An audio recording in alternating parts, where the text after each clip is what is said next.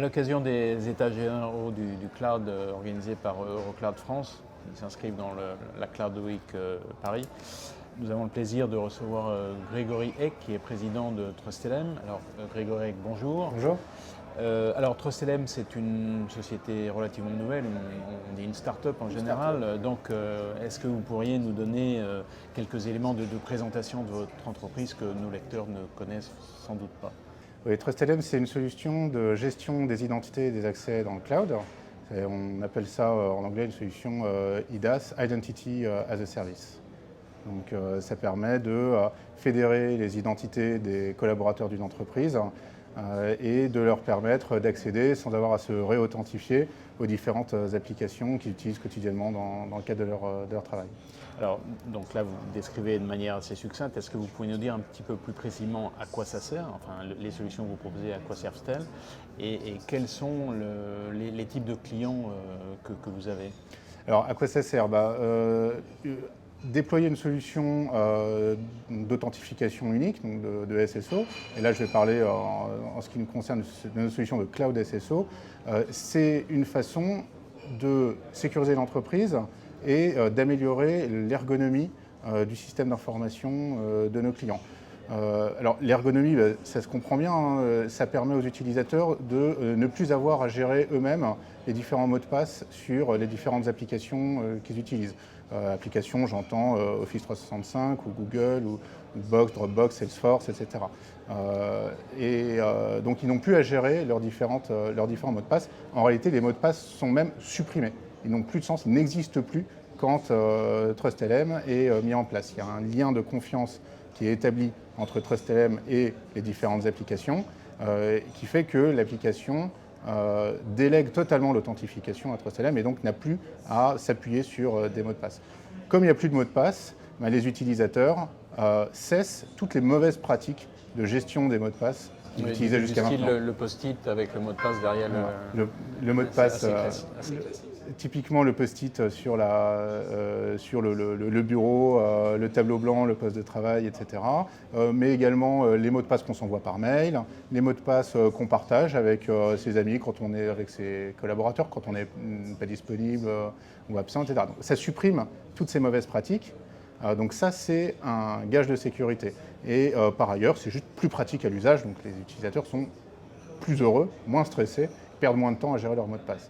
Donc, par ailleurs, ça sécurise l'entreprise dans la mesure où quelque chose qu'il faut retenir quand on parle de gestion des mots de passe en entreprise, c'est que 90% des utilisateurs, quand ils quittent leur entreprise, ils partent avec tout ou partie des mots de passe des différentes applications sur lesquelles ils avaient légitimement le droit de se connecter quand ils étaient dans les effectifs. Et donc ça, c'est un problème extrêmement critique parce que quand un collaborateur part, souvent, on parvient, tant bien que mal, je dirais, à lui supprimer les accès à sa messagerie, mais la myriade d'applications qu'il y a autour, en général, sont oubliées parce que les DSI n'ont pas le temps de faire ce travail-là.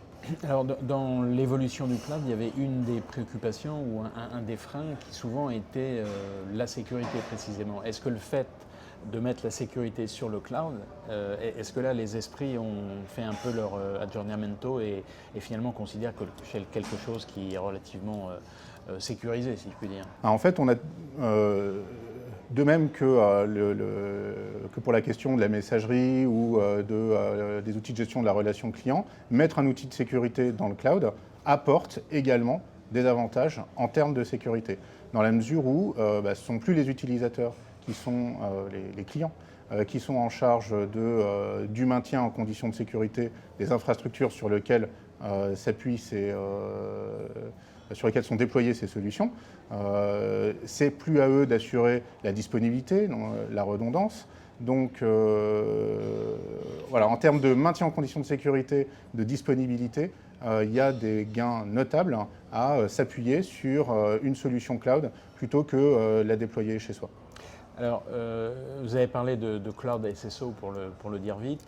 Finalement, cette solution qui est sur le cloud, est-ce qu'elle permet de sécuriser des applications sur site, donc on-premise, et des applications sur le cloud, ou est-ce qu'elles sont réservées uniquement aux applications qui sont sur le cloud elles-mêmes? Non, elle permet de sécuriser les deux types d'applications, on-prem et dans le cloud.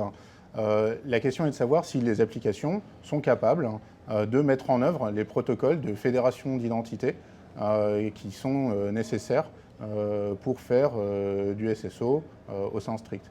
Il y a en réalité deux grandes méthodes pour faire l'authentification unique. C'est soit l'outil de SSO stocke une base de mots de passe et les injecte à la place des utilisateurs dans les différentes applications. Au bon moment. Voilà. Et ça, je dirais, c'est une méthode relativement faible en termes de sécurité. Soit les mots de passe sont purement et simplement supprimés et sont remplacés par un lien de confiance entre le système de SSO et donc le système d'authentification des clients au sens large, notamment Active Directory, mais également d'autres moyens d'authentification. Et donc, quand on met en place la fédération, qu'on supprime les mots de passe, à ce moment-là, pour pouvoir faire ça plutôt, on a besoin que les applications sachent le faire. Qu'elles soient on-prem ou dans le cloud, il n'y a pas de différence. Donc, en l'occurrence, Office, Google, Dropbox, Salesforce et plein d'autres applications savent mettre en œuvre ces applications, ces protocoles. Et de même, un intranet, par exemple, sur Drupal, sur Joomla en interne, ou Outlook Web Access qui est embarqué dans le serveur Exchange, sont des applis on-prem qui, elles, savent également mettre en œuvre de la fédération d'identité et donc est compatible avec des solutions de SSO. Franchement, le fait de supprimer les mots de passe, ça, on est plutôt preneur parce que c'est vraiment, on le sait tous, hein, c'est un véritable casse-tête. Dernier point, donc vous avez expliqué ce que vous faites, mais finalement, est-ce que vous pouvez nous dire qu'est-ce qui vous différencie des solutions concurrentes? Parce qu'il y en a quand même un certain nombre. Oui, c'est vrai, il y a pas mal de solutions de SSO sur le marché. La différence essentielle entre les solutions de SSO traditionnelles et des solutions de cloud SSO, donc d'Identity as a Service, c'est que du fait que dans les solutions de cloud SSO, les applications sont déjà préconfigurées. Donc, si vous utilisez Google, par exemple, il y a quasiment rien à faire pour connecter votre tenante Google, votre souscription Google à TrustLM parce que tout est déjà pré-câblé. De même pour chacune des applications qu'on supporte.